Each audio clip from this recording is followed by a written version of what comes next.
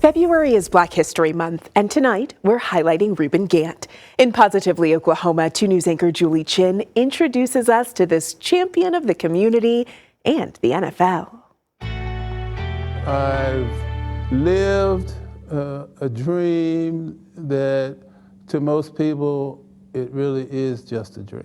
A former pro athlete and longtime Greenwood advocate, Reuben Gant prefers to go by Community servant. The Tulsa native grew up blocks from these Booker T halls. On Trenton and St. Louis Avenue, 3-room home. I'm the youngest of 8 children. As early as elementary school, Gant realized his height could take him places. I started playing basketball and football and baseball. And by 9th grade, scholarships to private high schools came rolling in. He tried out a few, but walking down the hallways, being gazed at. And like, you were the only African American? Yes. Didn't feel comfortable. Gant ultimately found his high school home at the Hive. It was inspirational in a sense because I was around my peers. At Booker T, he excelled in school and sports, playing football, basketball, and running track. Which was your favorite? My favorite actually was basketball. But Gant's path forward was on the football field. He played on 3 championship teams.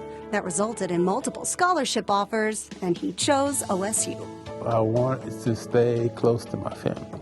Gant played football and basketball and studied corporate communications in Stillwater. He hadn't thought about the NFL until the NFL came looking for him.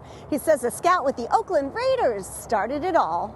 So we're going to draft you in the first round. The Raiders had pick 19, but the Buffalo Bills, who were number 18, got to Gant first. We're from the West Coast, sunny every day, cloudy every now and then, to near Siberia. So in 1974, Gant went pro and to Buffalo. I played with probably the most prolific football player in the country at the time, O.J. Simpson.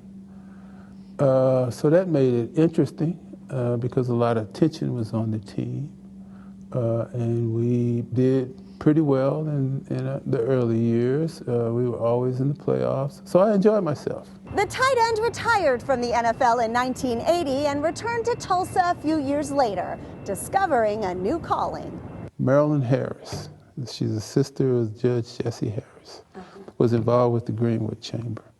She called me and asked me if I would be on their board.